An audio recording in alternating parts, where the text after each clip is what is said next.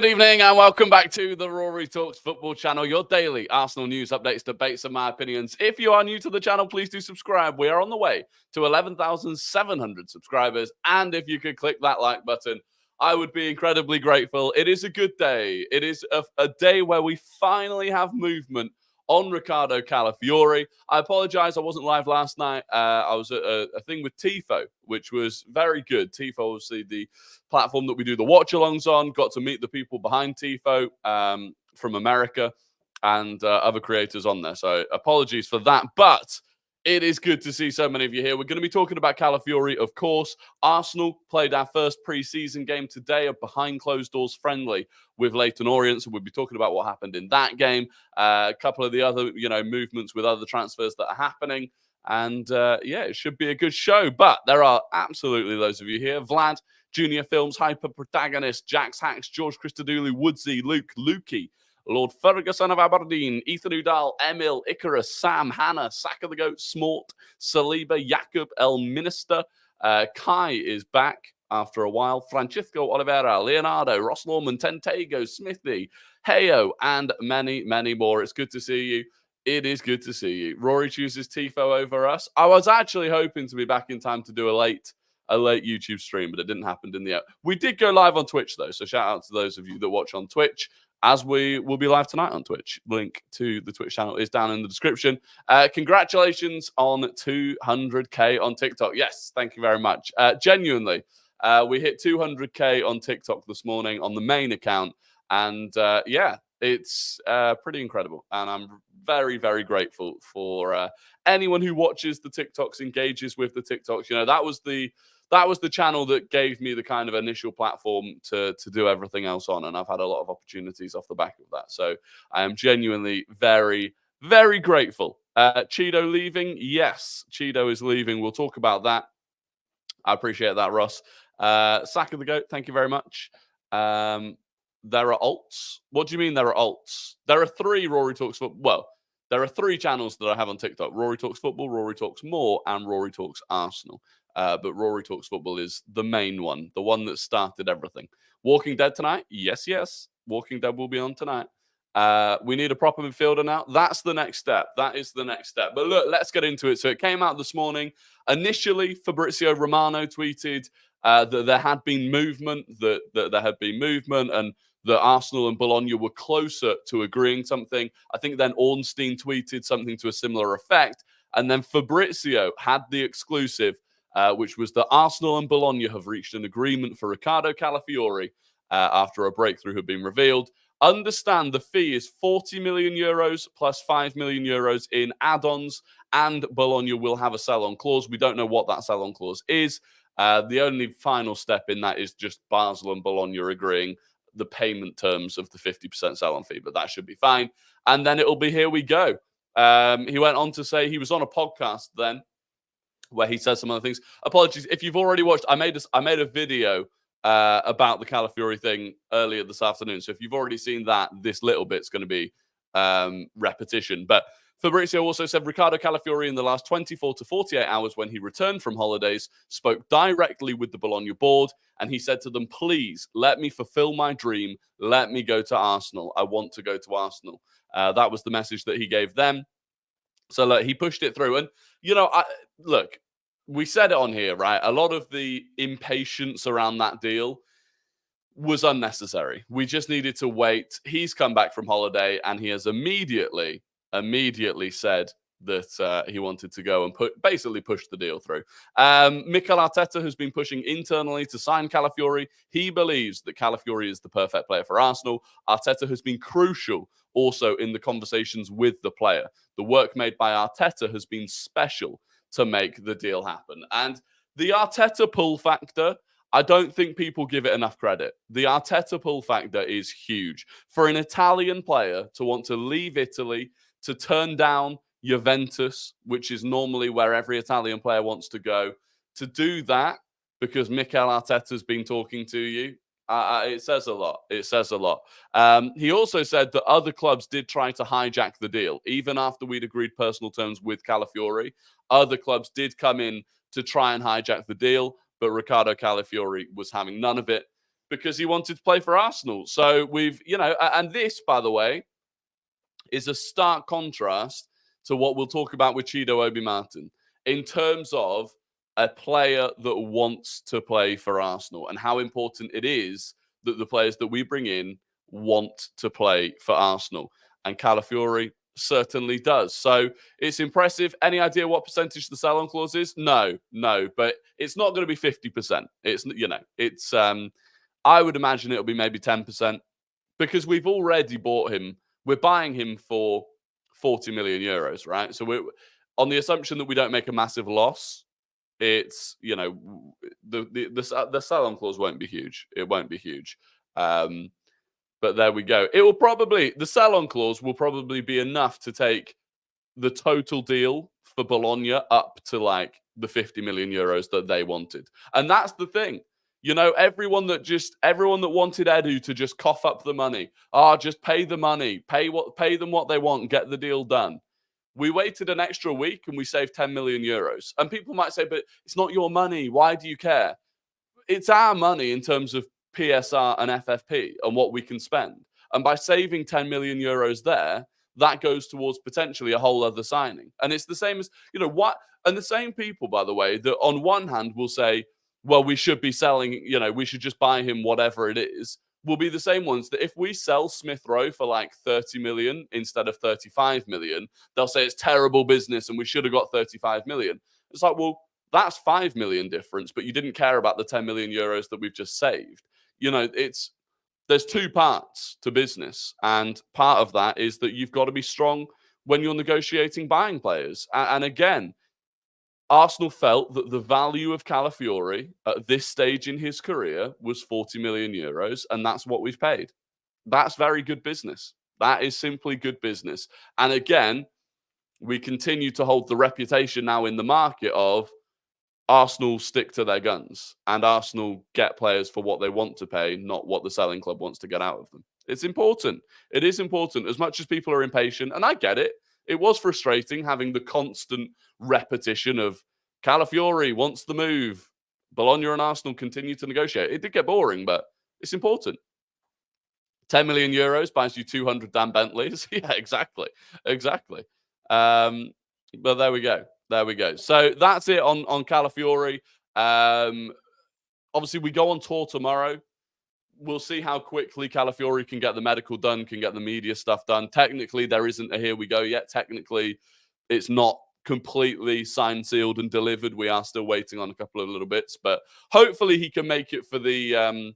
Hopefully he can make it out there for the United and Liverpool games, which are obviously a little bit later on. I saw like Lenny Yoro started for Man United today. He only signed for them a few days ago, so it is possible that he can get out to America. I doubt Chelsea tried to hijack the deal, as I doubt Romano would hype it, considering he's on the payroll.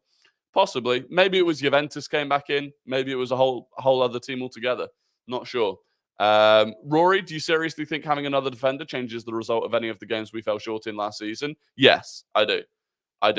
There were games that we fell short in last season. A lot of people think that we fell short last season because we couldn't score goals, and that was correct to an extent.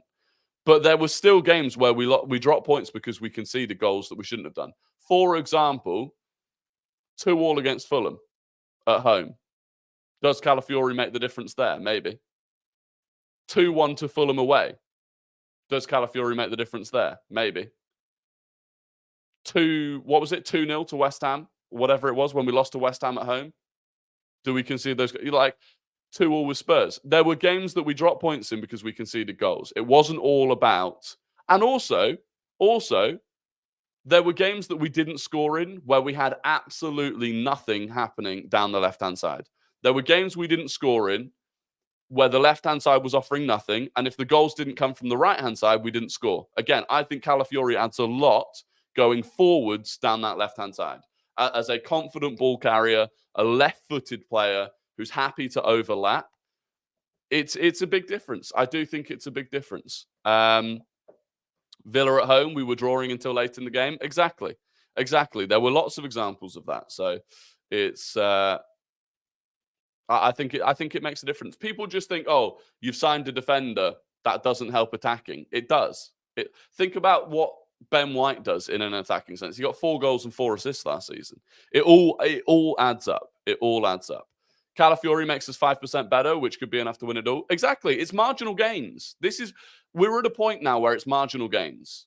And I think even if it's just an improvement in depth, it's a big gain. So, yeah, I'm happy with it. I'm very happy with it. Inter Milan are interested in Kivior. I think Kivior goes. Look, I've said it for a while. I think Kivior goes. I do think Kivior goes.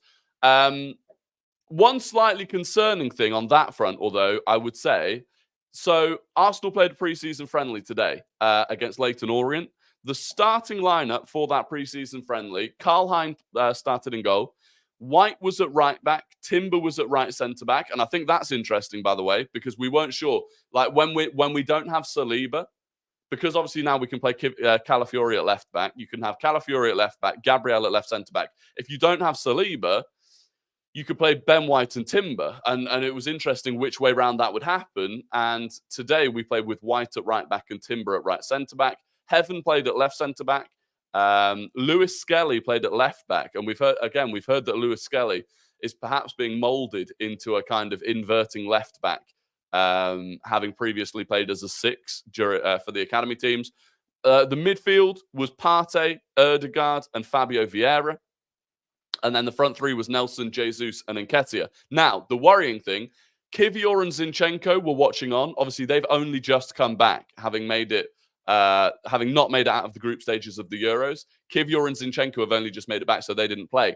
Tomiyasu was not involved again. And we don't know why. We don't know why Tomiyasu wasn't involved. But I can't think why he wouldn't have been involved at all. He wasn't on the bench. He wasn't in the starting team. We know why Kivior and Zinchenko weren't. Is Tomiyasu injured again? Now, I don't know. I don't know for sure. Maybe something else was happening.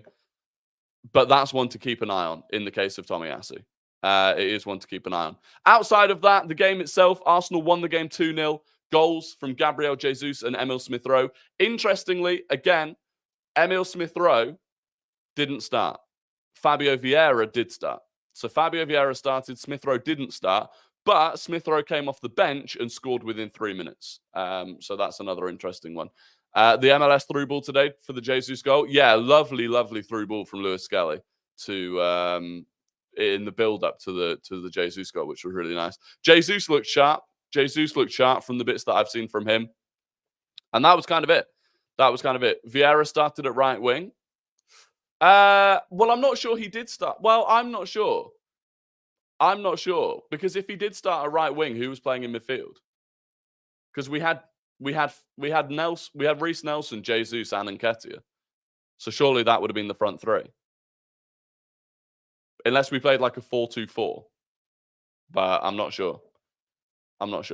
I don't think I can take too much of this. No, we can't take much from the game. But there you go. So that was the preseason friendly. They fly out tomorrow to America, and then we get into the proper preseason games. Obviously, this was just a behind closed doors thing. Outside of that, today, Chido Obi Martin. So it came out yesterday that Chido Obi Martin looked like he wasn't going to stay. Yesterday, Ornstein said Man United are exploring a deal to sign Chido Obi Martin after Arsenal terms expired. Arsenal made what they felt was a fair offer, but the youth striker has decided to move on. 16-year-old visited Man United this week. Discussions are at an early stage. Others, not Man City, are also keen. And then Fabrizio Romano said this, right? And this is the main takeaway for Chido Obi Martin is this. Arsenal did a fantastic effort to keep Chido Obi Martin at the club. Arsenal offered a really important contract, very big money for an academy player, and they involved Mikel Arteta in the conversation.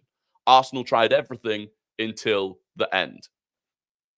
There's nothing more you can do. And if he doesn't want to play for the club,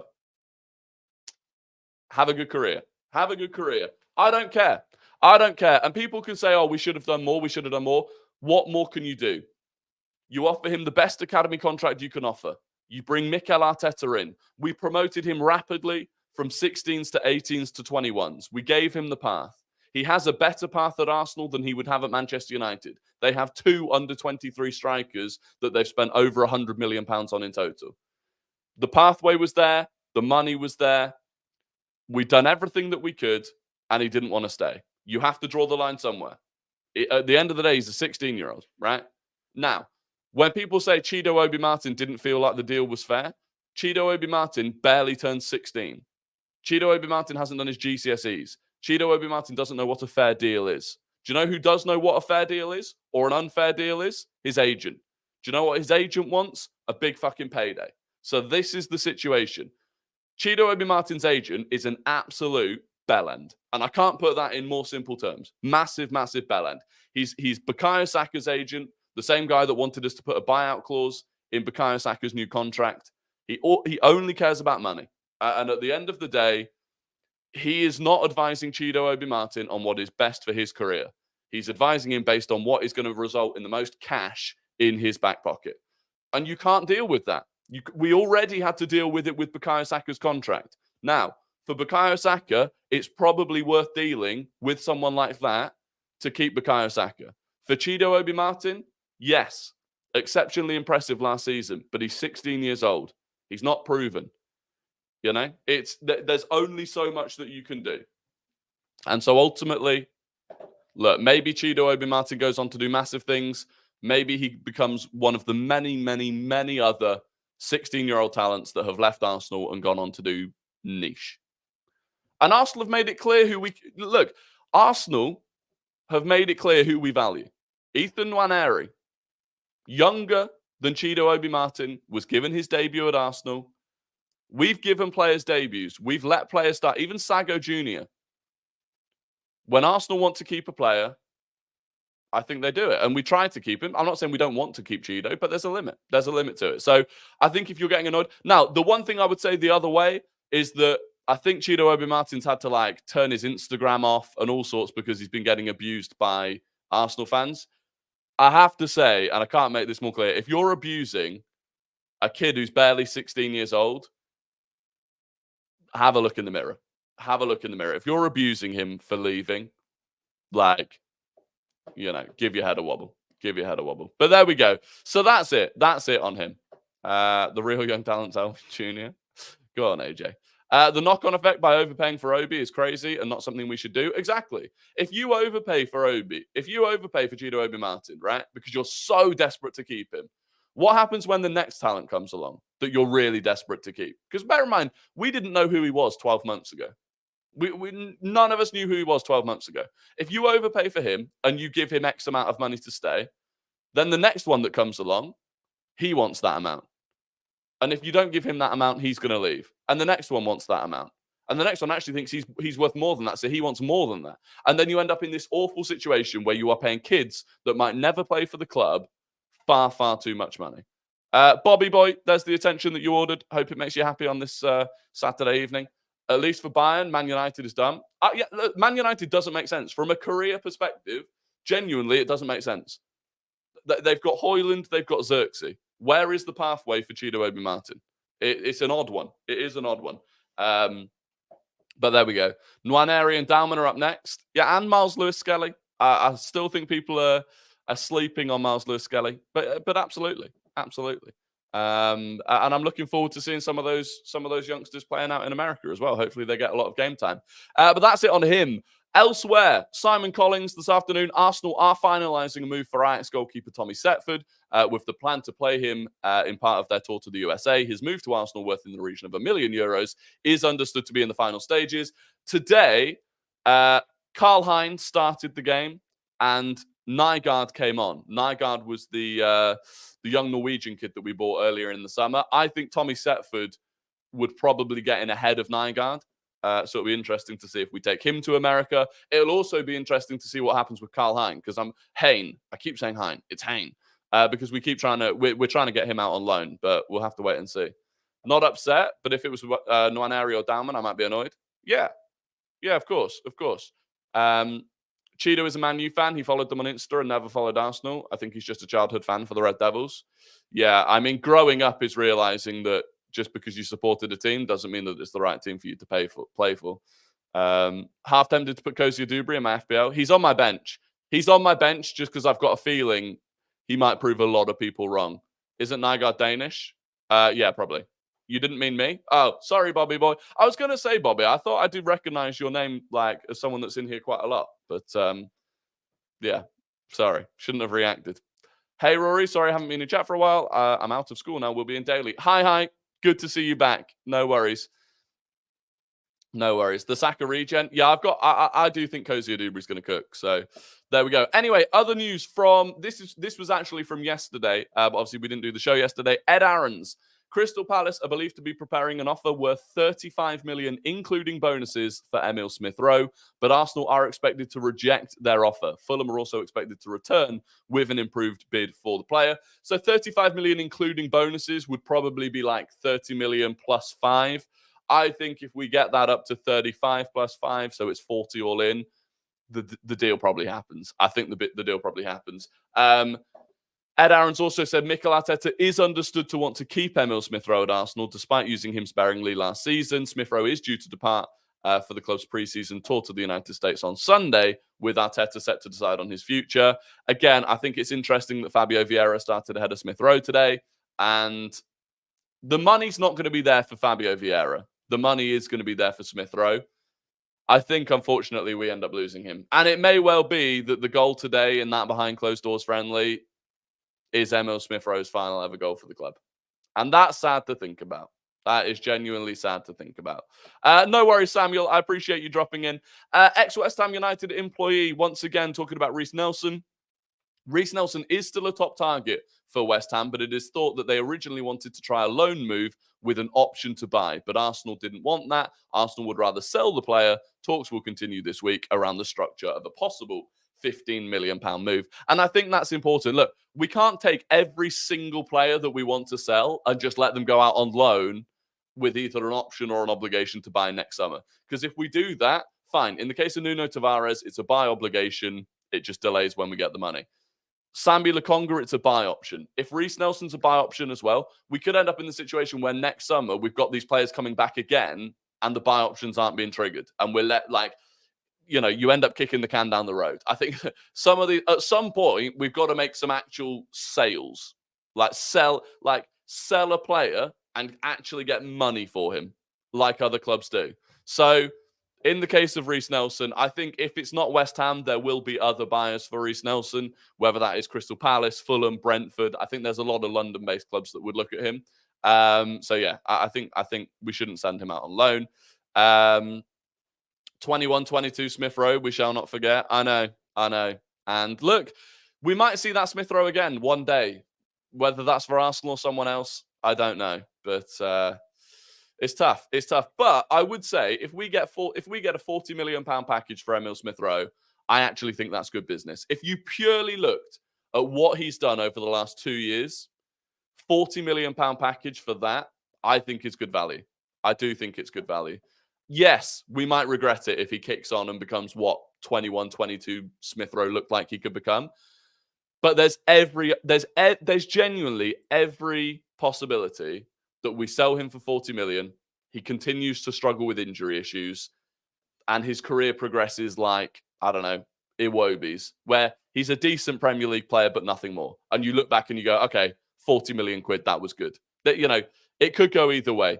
If we could put a clause in it, either a sell-on clause or a buyback clause, that would probably make it even better. But we'll see. Never forget when the game when Smith Rowe destroyed Spurs. Look, we've got great memories of him. We do have great memories of him. But look, imagine we kept him for another year. We didn't sell him this summer for 40 million. We keep him. He still doesn't really get into the Arsenal squad next season. And next summer we get half of that, if not less. It's difficult. It's difficult, right? Put a buyback in. Yeah, maybe put a buyback in.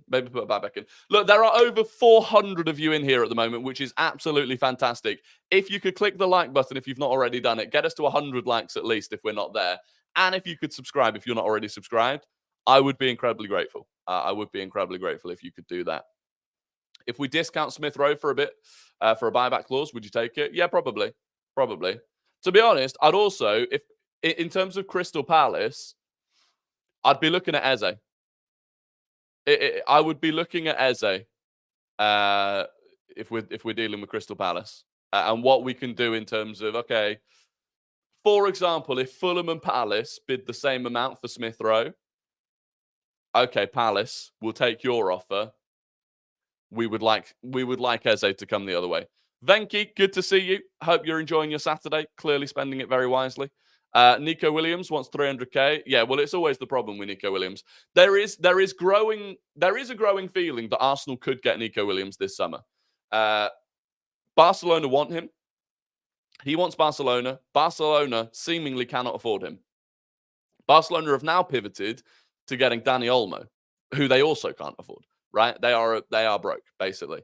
But they're pivoting potentially to Dani Olmo. Now, if they get Dani Olmo, then absolutely there is no chance in hell that they get Eze.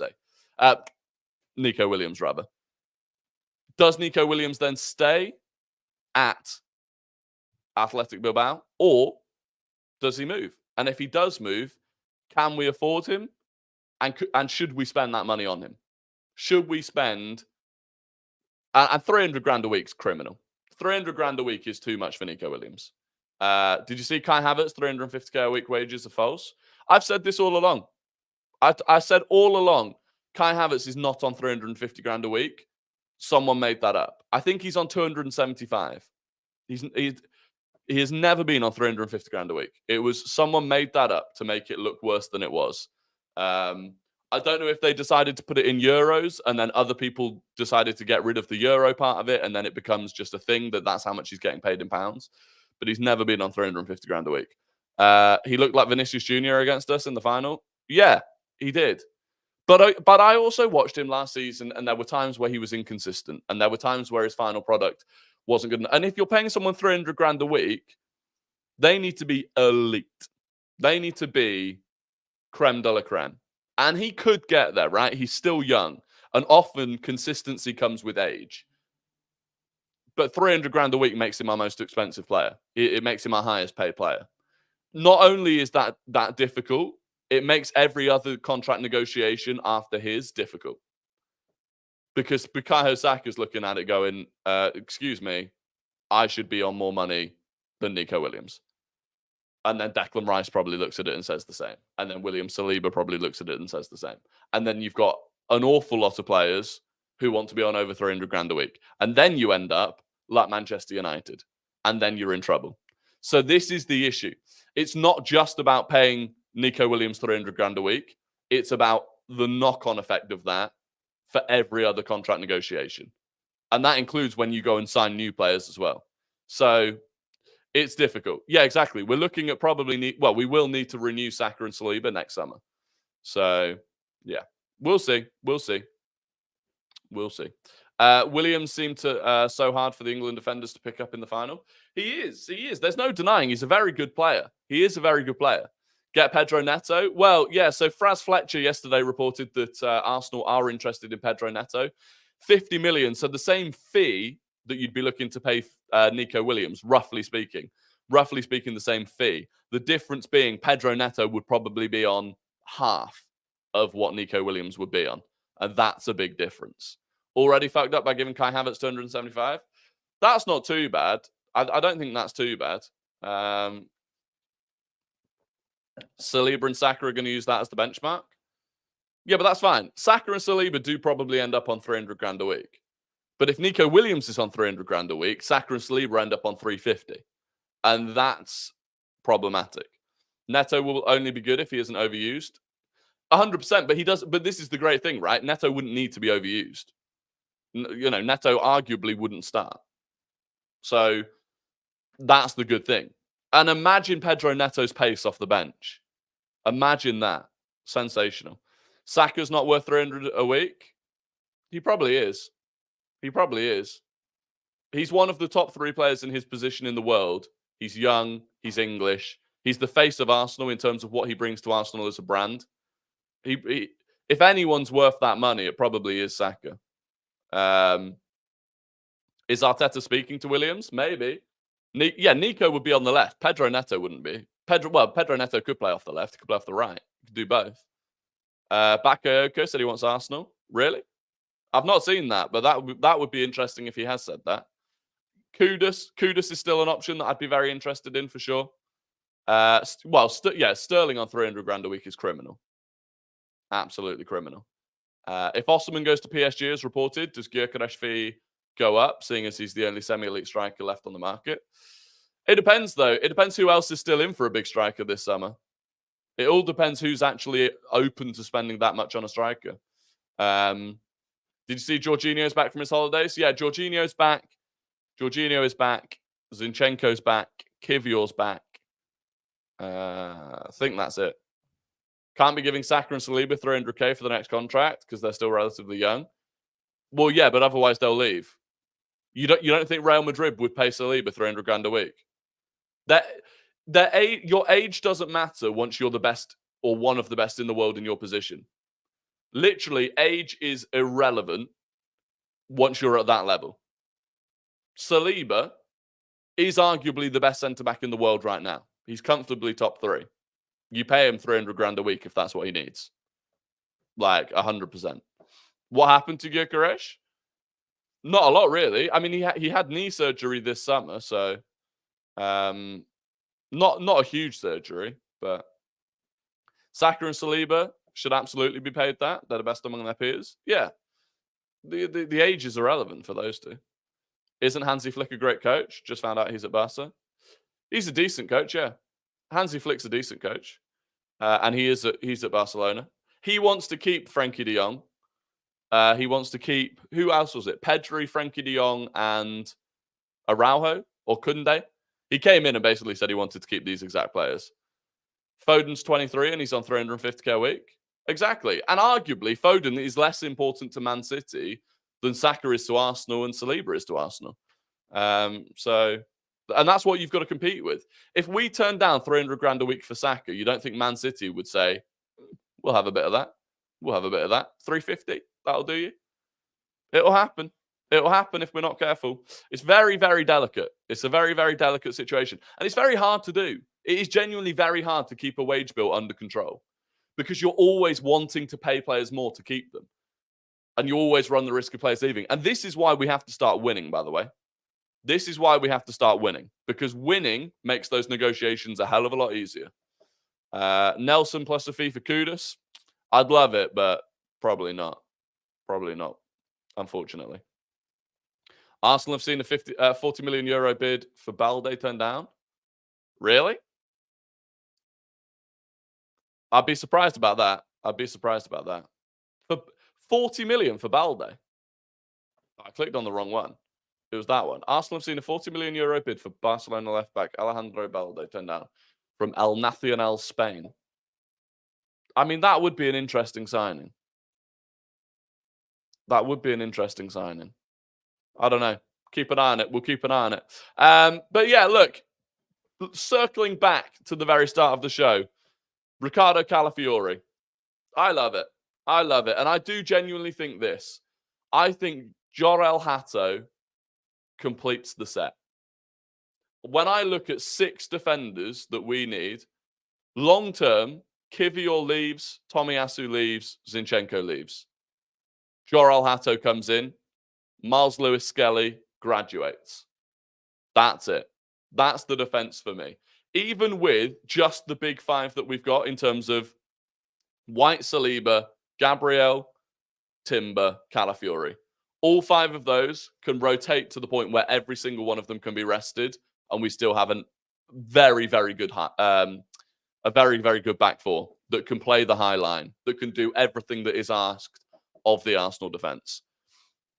I'm very happy. Bring in Jorel Hato as well. It's done. Why Hato over Diamande? I think he's more versatile. Diamande towards the end of the season fell off a little bit as well. And that can be expected with age. But we've got to start investing up top. I agree with that. I do agree with that. Look, the focus for the rest of the window has to be on the midfielder, at least one midfielder, and the attacking player. That's where the focus now needs to turn to. The defense is sorted. Now, we can talk about selling defenders. Worst case scenario, we go into next season with all of them. And you've got an unbelievable amount of depth in defense. It would mean that 2 of those defenders, as it stands, wouldn't even make it into a matchday squad if everyone was fit. But that's the future. Are you going live on Twitch tonight? Yes, I'll be live on Twitch tonight. We're continuing with The Walking Dead. Link to that is down in the description. Hato, Bruno, and Isak in the next 2 years, with Zinchenko, Kivior, Tommy, Partey, Jorginho, Jesus, and Trossard all leaving. Interesting. I'm excited to see Jesus in preseason. He looks sharp again today. I've just got a feeling. I've got a feeling about Gabriel Jesus this season. Hope I don't jinx him. I mean, to be honest, Partey started as well today. Look, I don't want to get. I'm not. No. Do you know what? I'm not even going to do it. I'm not even going to do it. I'm not getting lured into if Partey can stay fit this season. I'm not going to do it. I'm not going to do it. But if he could, no, I'm not going to do it. I'm not going to do it. Seriously, Rory, Edu needs to hire me. I'm pretty sure he watches. He doesn't need to hire me when all of the information is here for free. You know. Over 440 in here. Can we get to 200 likes on the live stream? Smash the like button if you haven't. Wilsey, I appreciate you. And yeah, come on. 200 likes would be sensational. It's a Saturday, you know? Splash out. Drop me a like. It costs you nothing. If Partey stays fit, we win the double. Yeah, but that's a big if. That is a monumental if. Anyway, look, it is time for Guess the Gooner. I'm going to give you 5 clues about an ex or current Arsenal player, and you have to guess who that player is in the chat. First person to get it right wins the immense pride and respect of the Rory Talks Football community. So get your fingers on your keyboards, because we are starting now. Clue number 1, this player retired as an Arsenal player. Clue number 1, this player retired as an Arsenal player. Clue number 2, they made over 400 appearances for Arsenal. Clue number 2, they made over 400 appearances for Arsenal. Clue number 3, they won 3 Premier League titles and 4 FA Cups. Clue number 3, they won 3 Premier League titles and 4 FA Cups. Clue number 4, they joined Arsenal in 1995. Clue number 4, they joined Arsenal in 1995. And clue number 5, they scored 37 goals for the Netherlands. Clue number 5, they scored 37 goals for the Netherlands. And I actually saw the winner very, very quickly. The winner was Rapido. I will just double check that there was no one before them, but there wasn't. There you go. Absolutely sensational. James Bidder. He got it off clue number 1. It was indeed Dennis Bergkamp. It was Dennis Bergkamp. James Bidder, congratulations to you. You are the winner. Second was Francisco Oliveira. Third was John P. Fourth was Mr. Abdu. And fifth was Mike Davies. So there you go. Congratulations, James Bidder. Very, very, very well done. That was very early. Very early. There you go. And we've had the VAR check. Goal given, James Bidder. Let's go. Sorry for being missing this month, but I have work at the same time as the YouTube lives. But I will be back next month without missing any. Francisco, I appreciate your support as always. And yeah, look, you never have to apologize for missing the streams. But it'll be good to see you back. Hey, Rory, watching from Texas. Love your videos. Came very late, but I'll make sure to rewind from the beginning to catch the whole show. Godson, I appreciate that. I do appreciate that. Won't be long until we lose the game and miss loads of chances, and everyone suddenly remembers how badly we need a clinical attacker. This fan base has a short-term memory. Yeah, I think to an extent you're probably right, yeah.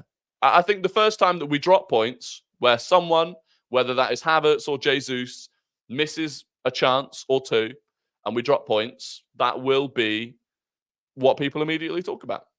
It will. That's the reality of it. But, you know, how many clinical strikers are genuinely on the market? Victor Gyökeres.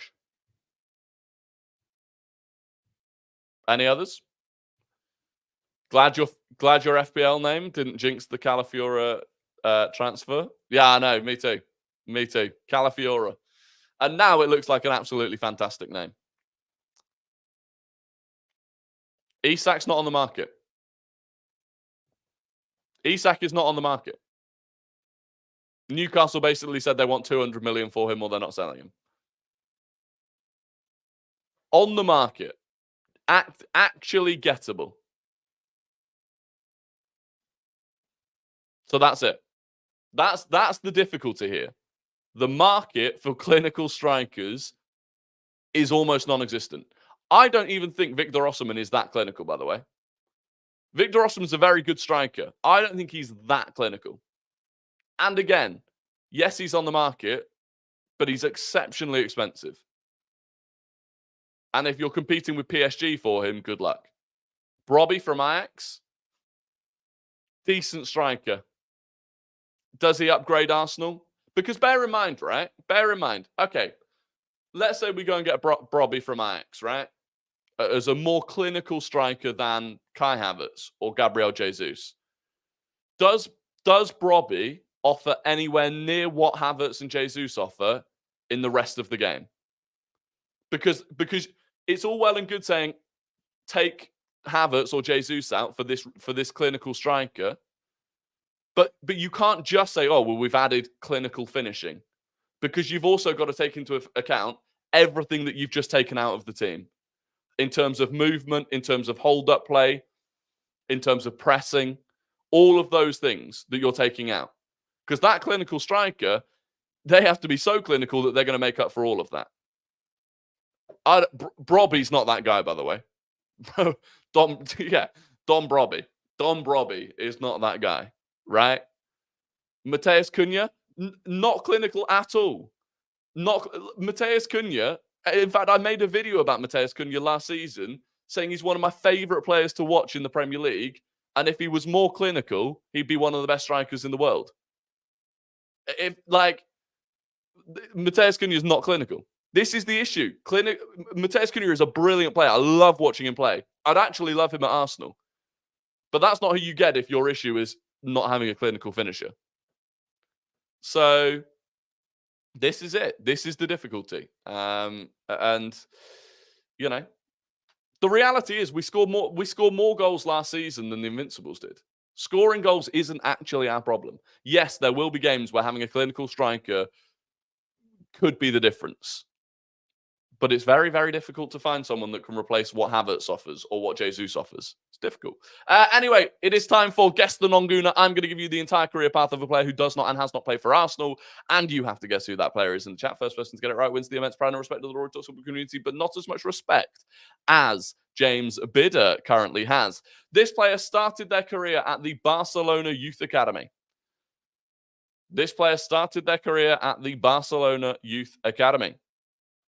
They moved to Dinamo Zagreb. They went from Barcelona Youth to Dinamo Zagreb. They went from Dinamo Zagreb to Leipzig. They went from Dinamo Zagreb to Leipzig. And they're still there. That's it. Barcelona Youth, Dinamo Zagreb, Leipzig. Who is the player? Who got that first? It was Manas Subaidi. There you go. Manas, congratulations. You were first. Manas is the winner. Very, very well done. You were early on that as well. You were early. Second was Francisco Oliveira. Third was Peter. Fourth was Leonardo Gobbo. And fifth was Drakkar. So there you go. Congratulations. Very well done to Manas. Very well done to James Bidder. And that is your Guess the Gooner and Guess the Non-Gooner done. Anyway, all of you watching, please do click the like button before we finish. Get this up to as many likes as possible before the end of the stream. If you could subscribe if you're new, we'll be back tomorrow at 6:30. As always, hopefully, maybe even with an actual here we go for Ricardo Calafiori. Until then, I hope you'll have an absolutely fantastic evening. If you want to come and check out the Twitch stream later on where we'll be playing The Walking Dead, the link is down in the description to that. But yeah, other than that, I hope you're not too warm if you're in the UK. Have a good evening, and I will catch you all tomorrow or later. Goodbye.